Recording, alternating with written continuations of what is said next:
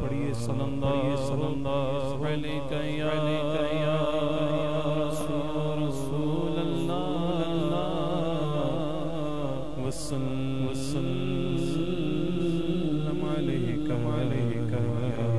یا حبیب اللہ آج عشق میرے نات سنائے تو عجب کیا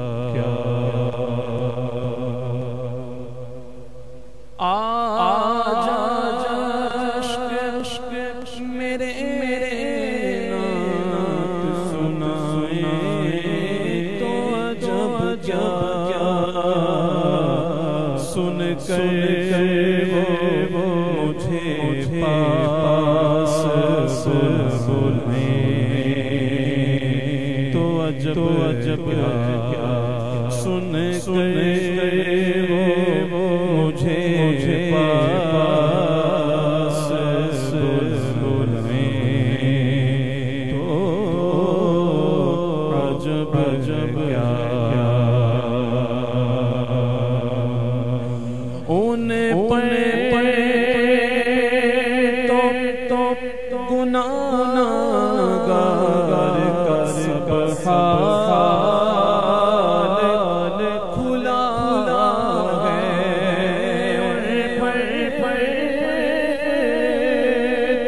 تو گناہگار کا سب حال کھلا ہے اس پر بھی وہ قدموں سے لگیں تو عجب کیا اس پر بھی وہ دامن میں چھپائیں تو عجب کیا اور منہ ڈھانپ کے رکھنا کہ گناہگار بہت ڈھانپ کے رکھنا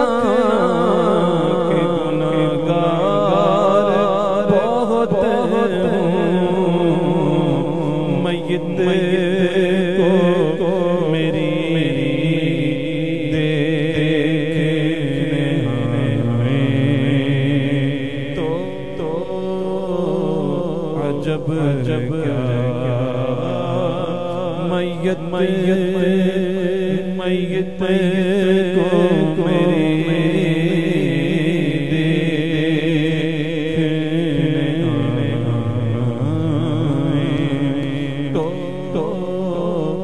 عجب کیا عشق میرے نات سنائیں تو عجب کیا سن کر وہ مجھے پاس بلائیں تو عجب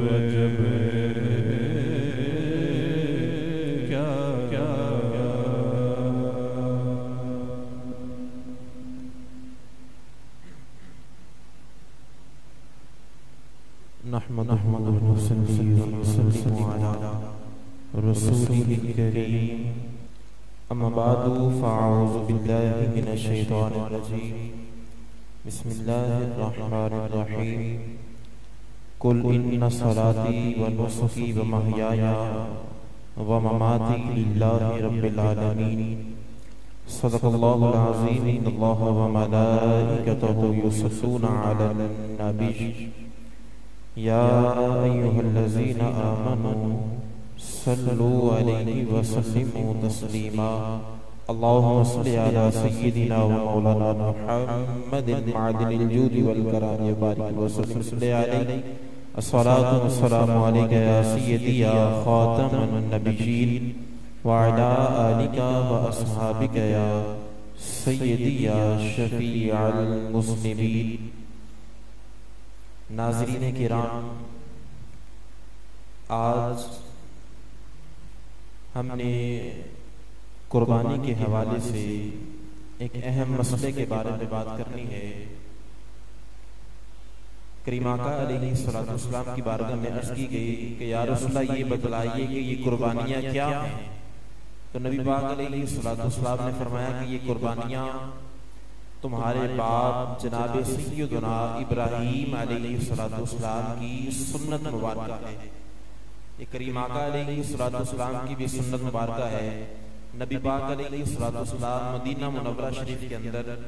10 سال رہے ہیں اور 10 سال ہی کریم آقا علیہ السلام قربانی کرتے رہے۔ آج سوشل میڈیا پر یا ویسے ہی ہماری زبانوں پر یہ بات جاری ہے کہ جی قربانی کرنے کی بجائے ہمیں قربانی کی قیمت اللہ کی راہ کے اندر کسی بیوہ کو یا کسی ضرورت مند کو یا کسی غریب کے گھر راشن ڈال دینا چاہیے، یا اس طرح کہا جاتا ہے جی مسجد کے اندر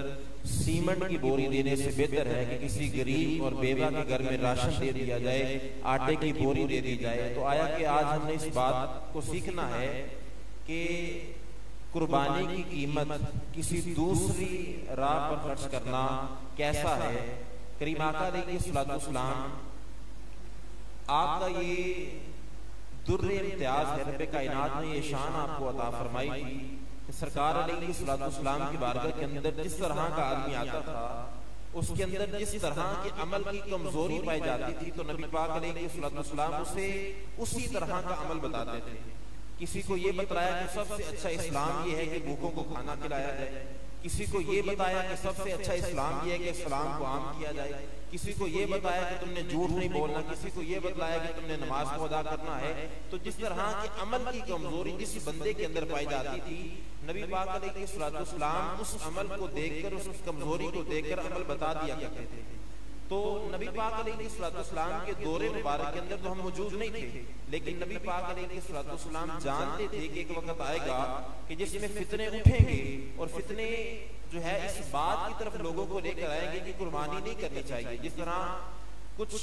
مہینوں پہلے یہ فتنہ اٹھا تھا کہ نعوذ باللہ من ذالک صحابی نے نبی پاک علیہ السلام کے دور میں رہنے والے صحابی رسول نے قرآن کو فقط زبانی پڑھا ہے، قرآن دیکھ کے نہیں پڑھا۔ ہم قرآن دیکھ کے بھی پڑھتے ہیں، قرآن زبانی بھی پڑھتے ہیں۔ تو کہنے والے نے کہا کہ جی ہمارا قرآن پڑھنا اس سے زیادہ افضل ہو گیا، نعوذ باللہ من ذالک۔ تو اس شخص نے ہمارے عمل کا کمپیریزن صحابہ کے عمل کے ساتھ کیا تھا۔ تو نبی پاک علیہ السلام اس فتنے کو بھی جانتے تھے۔ تو نبی پاک علیہ السلام نے 1400 سال پہلے ہمارے عمل کا کمپیریزن صحابہ کے عمل کے ساتھ کر کے بتایا تھا کہ اگر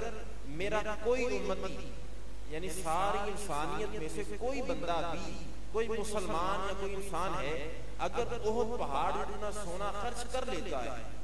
دوسری جانب میرے صحابی نے ایک مٹھی بھر جو خرچ کیا ہے، تو اس کا احد پہاڑ جتنا سونا خرچ کرنا وہ مٹھی بھر جو کو پہنچ نہیں سکتا۔ یہ کمپیریزن نبی پاک نے بھی کر دیا تھا کہ تم نے آج کیا کہتے ہیں قرآن ہمارا پڑھنا افضل ہے۔ لیکن قرآن دیکھو نا کہ نبی پاک نے 1400 سال پہلے ہی بتا دیا ہے کہ ہمارے عمل کچھ بھی نہیں ہے ان کے سامنے۔ ہمارا اتنا خرچ کرنا، احد پہاڑ تو چھوٹا نہیں ہے، کتنے کلو میٹرز کے اندر ہے وہ ناظرین، لیکن نبی پاک علیہ السلام نے بتایا کہ اگر اتنا سونا خرچ کرنے جو کہ ناممکن ہے،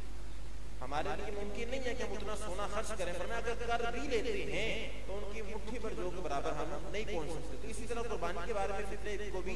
نبی پاک علیہ السلام جانتے تھے۔ اسی طرح نبی پاک علیہ السلام نے 1400 سال پہلے فرما دی کہ ما عمل آدمی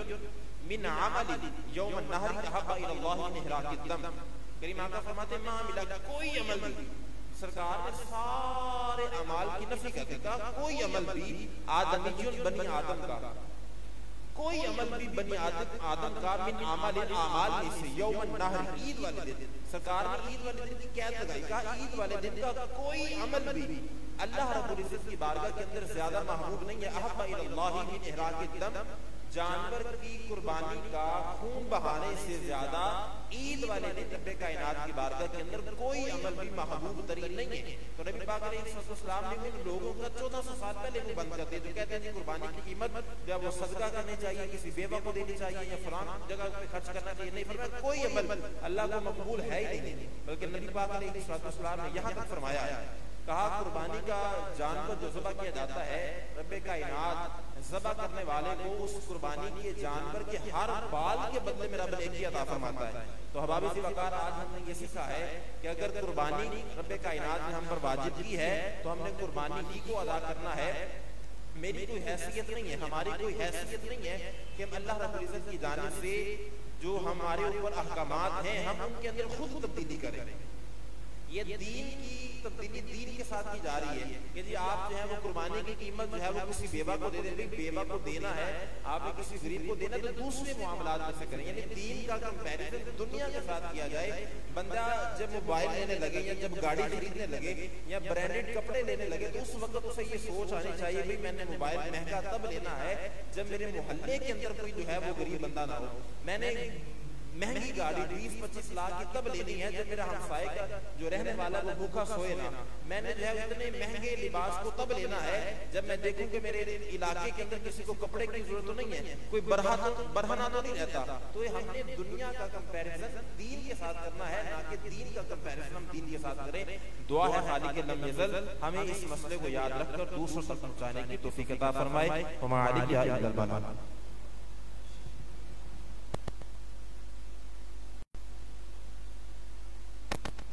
اللهم صل على سيدنا ومولانا محمد المبارك وسلم عليه. اللهم افتح علينا حكمتك وانشر علينا رحمتك يا ذا الجلال والاكرام. یا الہی محمد فرقان قادری اور ان کی پوری ٹیم کے توسل سے آج جو ہم نے اس محفل پاک کا انتظام کیا ہے مولا اپنی پاک اور مقدس بارگاہ میں قبول فرما. اس کے اندر کریم آقا علیہ السلام کی بارگاہ میں ثنا خنان مصطفیٰ صلی اللہ علیہ وسلم نے ہدیانات پیش کیا, مولا اس کو بھی قبول فرما. الہی جو ہم نے مسئلہ سنا ہے سیکھا ہے اسے ہمیشہ یاد رکھ کر دوسروں تک پہنچانے کی توفیق عطا فرما. الہی ہم سب کو دین مدین کو سمجھنے اور سیکھنے کی توفیق عطا فرما. وَأُفَوِّضُ أُمُورَنَا إِلَى اللَّهِ إِنَّ اللَّهَ بَصِيرٌ بِالْعِبَادِ. وصلی اللہ تعالی علی رسولہ خیر خلقہ محمد وعلی آلہ وأصحابہ اجمعین برحمتک یا ارحم الراحمین.